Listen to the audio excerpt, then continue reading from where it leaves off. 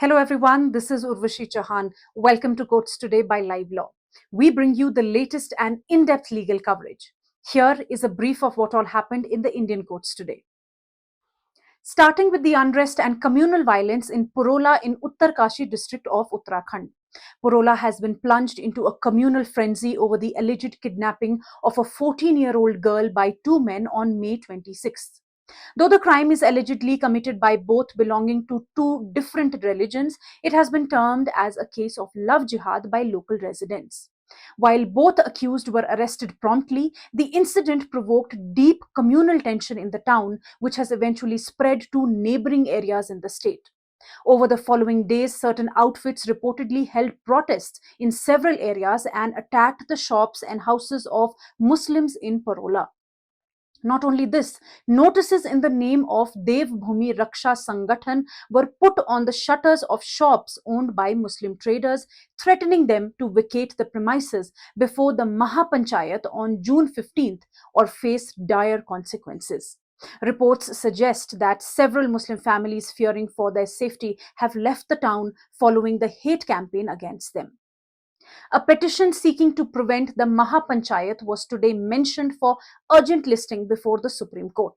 However, the vacation bench comprising Justices Vikram Nath and Asanuddin Amanullah expressed disinclination to entertain the petition, approaching Supreme Court directly and said that the petitioner could approach the High Court.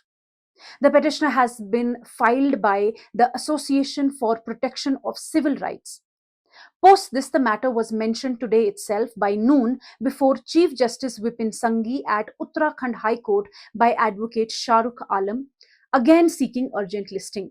The High Court will hear the petition tomorrow. Stay tuned with us.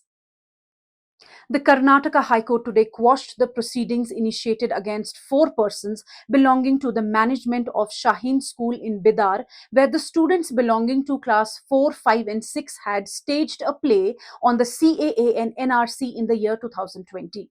Following that, an FIR was registered at the Bidar New Town Police Station for sedition against the school authorities for performing anti-national activities and spreading negative opinion about parliamentary laws based on a complaint filed by Nilesh Rakshala. A single judge bench of Justice Hemant Chandan Gaukar allowed the petitions filed by Alauddin and others and quashed the prosecution initiated against them under various sections of Indian Penal Code. The Allahabad High Court has refused to transfer the probe into the daylight killing of 48-year-old alleged gangster Sanjeev Maheshwari Jiva inside the Lucknow court premises on June 7th to the CBI. The bench of Justice Devendra Kumar Upadhyay and Justice Jaspreet Singh said that only 6 days had elapsed since the lodging of the FIR and the constitution of the Special Investigation Team, and in such a short span of time, it is not possible to draw an inference that the probe will not proceed in the right direction. However, the court did grant liberty to the petitioner Motilal Yadav to approach the court at any time in future in case the investigation does not proceed appropriately. The Maharashtra government today submitted an advance possession letter to the Bombay High Court for the new High Court building that will be spread across 30 acres. In March this year, the Maharashtra government had informed the High Court that it will allot 30.16 acres of land for construction of the High Court complex in Bandra East. A division bench comprising acting Chief Justice Nitin Jamdar and Justice Sandeep Marne took the letter on record. The bench, however, decided to continue monitoring the matter as there was still no change in records of rights and reservation of land. The matter has now been kept on August 9th for further directions. The Kerala High Court today stayed the arrest of a Student Federation of India leader, Visak A, in the case related to elections conducted at Christian College, Kattakada, until June 20th.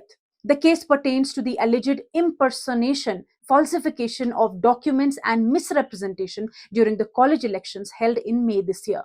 Justice Becco Kurian Thomas, while considering the anticipatory bail application by the accused petitioner, said that the allegations in the case were serious and directed the prosecutor to produce the case diary.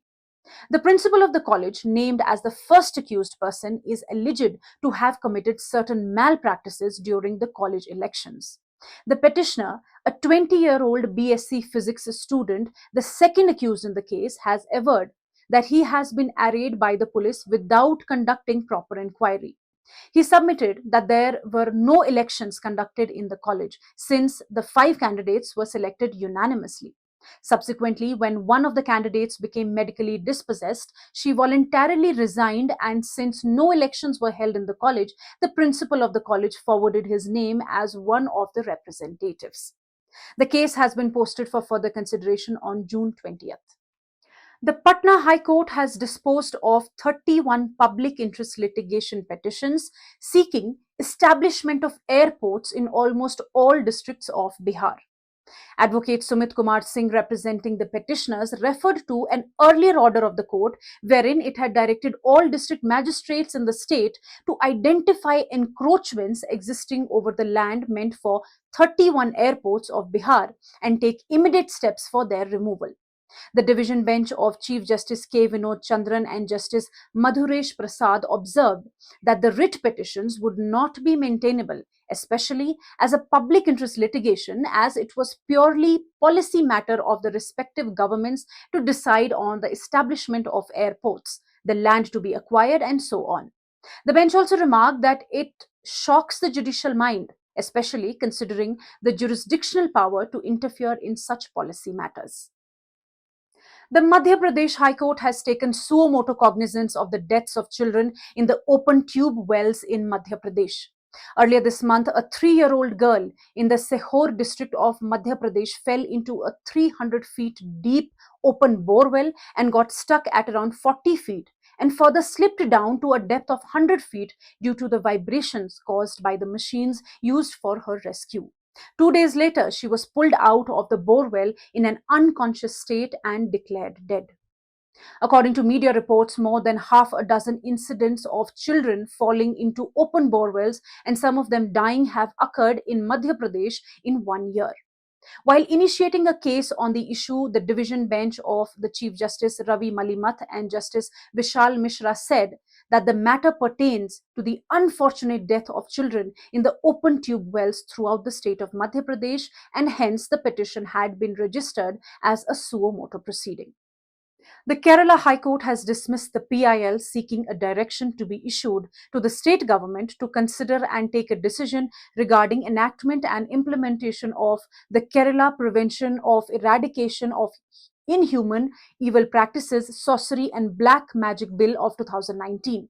The petitioner, Kerala Yukti Vadhi Sangam, filed the plea in wake of 2 horrific instances of human sacrifice of 2 women in Ilanthur.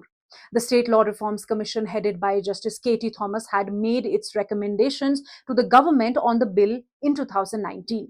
The court had earlier been informed that the state government was contemplating enactment of a legislation against human sacrifice and other such superstitious practices, but a time limit for the same could not be fixed by the court, as the legislation would have to be discussed at many levels and would take time. The division bench, comprising Chief Justice S.V. Bhatti and Justice Basant Balaji, dismissed the petition for default as no counsel for the petitioner appeared before the court. There had been no representation for the petitioner on earlier date of hearing either. A special court in Bengaluru has rejected a private complaint filed against Chief Minister Siddaramaiah for his prosecution under Section 499 and 500, that is criminal defamation under the Indian Penal Code. The complainants, Shankar Sheth and another, said that they belong to the Lingayat community, and when Siddaramaiah was in opposition, he made a derogatory and defamatory statement against it while campaigning for the 2023 General Assembly elections in Varuna constituency. The statement was that previous chief ministers who were Lingayats had spoiled the state due to their corrupt nature. The complaint contended that the reputation and moral value of the entire Lingayat community had been degraded before the general public. The additional chief metropolitan magistrate watched the video footage of the campaign in open court and said that the statement was not made in respect of the entire Lingayat community, but only in respect of the chief minister who was holding the position as on the date of the statement. The court then dismissed the complaint. And lastly, a Delhi court has extended judicial custody of human rights activist Khurram Parvez and Kashmiri journalist Irfan Mehraj in a 2020 UAPA case after the NIA sought more time to complete the investigation. Mehraj and Parvez are accused in the alleged NGO terror funding case registered by NIA in October 2020. Though the NIA had prayed for extension beyond 90 days to 180 days, the court only granted it 45 more days. Thank you for watching. If you wish to know more details about the cases I mentioned here, you can visit our website at www.livelaw.in. Stay ahead with quick legal updates only on Live Law. Do not forget to like, share, and subscribe and support us.